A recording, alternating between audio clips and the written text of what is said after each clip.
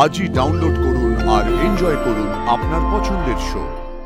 তুমি গানটা গাইতে চাও না বলে ইচ্ছে করে শরীর খারাপ করেছো, আমাকে মুখের ওপর না বলতে পারোনি বলে সুপ্রতিমের সামনে আমাকে এভাবে অপদস্থ করলে কেন? আস্তে আস্তে আস্তে আস্তে আস্তে কথা বলবো? হ্যাঁ বল। স্যার, আপনি বরং আগে যাকে দিয়ে গান গাওয়ানোর কথা ছিল তাকে দিয়ে রেকর্ডিংটা করিয়ে নিন স্যার।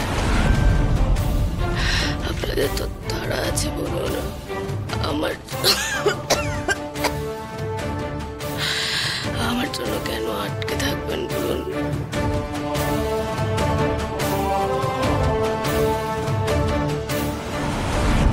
তোর গান তোকেই ফিরিয়ে দিলাম দিদি। আমি তোর জায়গা আগেও কোনোদিন নিতে চাইনি, আজও নেব না। সরি স্যার, সত্যি তো আমি নিজের গলার খেয়াল রাখতে পারিনি। স্যার, আপনি সুপ্রতিম স্যারকে ফোন করে বলে দিন যাকে দিয়ে গাওয়ানোর কথা ছিল তাকে দিয়ে যেন গাইয়ে নেয়। হাসি, সেটা নিয়ে তোমার মাথা ঘামাতে হবে না। গানটা কে গাইবে না গাইবে সেটা সম্পূর্ণ আমার ডিসিশন।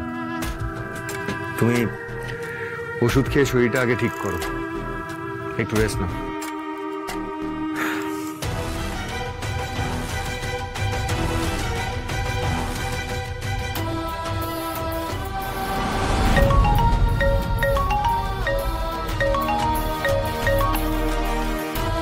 হ্যাঁ সাক্ষ্য, আরে কত দূর তুমি? আমি কখন থেকে ওয়েট করছি তোমার জন্য। Supratim, I don't know what to say. আসলে একটা প্রবলেম হয়ে গেছে। প্রবলেম? কি হয়েছে? আরশি গানটা গাইতে পারবে না। ওর না হঠাৎ করে খুব বাজেভাবে ঠান্ডা লেগে গেছে। তার মানে আজকেও গান গাইতে পারবে না? না না সুপ্রতিম, ওর গলা দিয়ে একদম আওয়াজই বেরোচ্ছে না। আজ রেকর্ডিংটা ড্রপ করতে হবে। ও, কিন্তু আমি যে সকাল থেকে স্টুডিও বুক করে সবকিছু সেটআপ রেডি করে বসে আছি। তুমি খুব ভালো করে জানো আজকে যদি রেকর্ডিংটা না হয় তাহলে অ্যালবামের রিলিজ ডেট পিছিয়ে যাবে। আজকে রেকর্ডিংটা তো আর্জেন্ট। জানি সুপ্রতিম, কিন্তু কি করি বলো তো? মানে আমার তো কিছু করার নেই। আমি তো বুঝতে পারিনি যে দুম করে ওর শরীরটা এত খারাপ হয়ে যাবে। Please Supratim, please cooperate. কিন্তু আমি আরশিকে ছাড়া এই গানটা অন্য কাউকে দিয়ে গাওয়াতে চাইছি না। ওকে, তুমি যখন বলছো তখন থাক, কিন্তু প্লিজ দেখো যাতে ওর গলাটা দুদিনের মধ্যে ঠিক হয়ে যায়। তুমি জানো নাহলে কিন্তু খুব চাপ হয়ে যাবে। আর ওর যদি গলা ঠিক না হয় তাহলে কিন্তু আমাদের সেকেন্ড অপশন ভাবতেই হবে। হ্যাঁ, I am sorry Supratim, really sorry. আমি বুঝতে পারছি আমার জন্য তোমাকে এতটা অসুবিধায় পড়তে হলো, বাট তুমি দুটো দিন নাও। হ্যাঁ, আমি ঠিক ব্যবস্থা করে দিচ্ছি, ঠিক আছে? ওকে। কি হয়েছে সাক্ষ্য? Any problem? আর বলো না, আরশির হঠাৎ করে ধুম জ্বর, আর আজকেই ওর রেকর্ডিং ছিল, তাই রেকর্ডিংটা ক্যান্সেল করতে হলো। আরশির জ্বর? নো, জ্বরের জন্য রেকর্ডিং না করলে তো সাক্ষ্যর সাথে ঝামেলা তৈরি হবে না? রেকর্ডিং ক্যান্সেল মানে কি বুঝতে পারছি না। কি এমন হয়তো রেকর্ডিং ক্যান্সেল করতে হতে পারে সাক্ষ্য? আরে মধুর সত্যি জ্বর, ওর প্রচন্ড জ্বর। না হলে কি এমনি এত ইম্পর্টেন্ট একটা রেকর্ডিং ক্যান্সেল করে দিই নাকি? সেটাই বলছি, জ্বরটা আসে কিভাবে রেকর্ডিং এর আগে? রেকর্ডিং শুনতে মানুষ মিনিমাম কেয়ারফুল থাকে, সেটুকু থাকতে পারেনি নাকি? না কোনোদিন ভেবেছিল সাক্ষ্যজি চ্যাটার্জি মুভিতে গান গাইবে? সিরিয়াসলি সবকিছু তো ফোকটে পেয়ে যাচ্ছে, এই জন্য তোমাকে টেকেন ফর গ্রান্টেড করে নিয়েছে। ভাবতে পারছি না, ওদিকে সুপ্রতিম সমস্ত সেটআপ সাজিয়ে ওয়েট করছে, এখন বলছে জ্বর। মধু প্লিজ এত ইনসেনসিটিভ হয়ো না। আরে শরীর তো বলে কয়ে খারাপ হয় না কারো। আর তাছাড়া ও তো গান গাওয়া ছাড়া আরো অনেক রেসপন্সিবিলিটি রয়েছে, সেগুলো তো ম্যানেজ করতে হয়। সেটা ম্যানেজ করা অত সহজ নয়। এত প্রেসারে থাকে ও, ব্রেকডাউন তো হতেই পারে। আরে ও তো জেনে বুঝে শরীর খারাপ ডেকে আনেনি।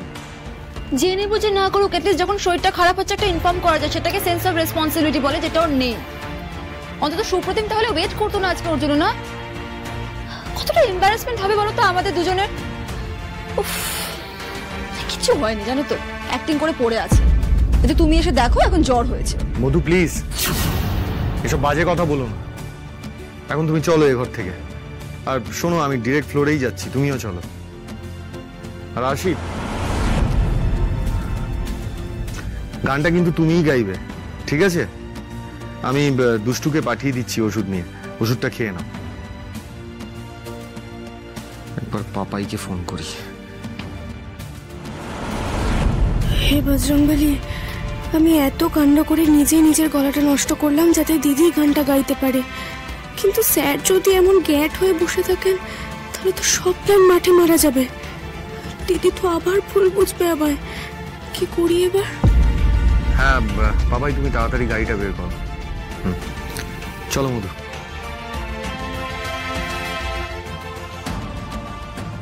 আর হ্যাঁ আসি, তুমি কিন্তু এই শরীর নিয়ে পাকামো করে আবার স্টুডিওয় চলে যেও না। ভালো করে গার্গেল করো আর ভেপান না। আর দরকার হলে আমি সন্ধ্যেবেলায় এসে তোমাকে ডাক্তারের কাছে নিয়ে যাব, ঠিক আছে? চলো মধু।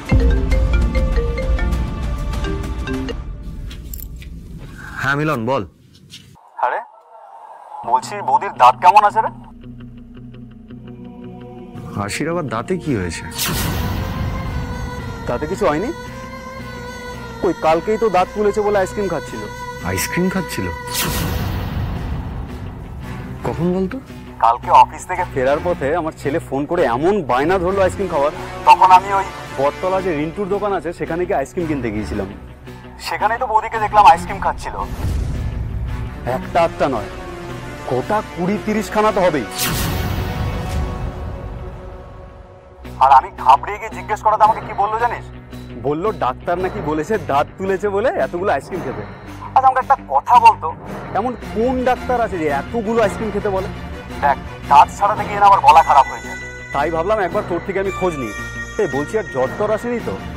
না না, একটু শরীর খারাপ মতো হয়েছে, সেটা ওষুধ খেলে ঠিক হয়ে যাবে। ঠিক আছে, তুই রাখ। ওকে ওকে।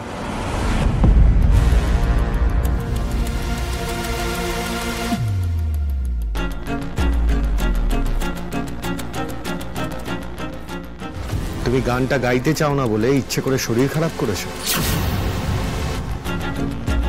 আমাকে মুখের ওপর না বলতে পারোনি বলে সুপ্রতিমের সামনে আমাকে এইভাবে অপদস্থ করলে? ওয়াই আসি? কেন?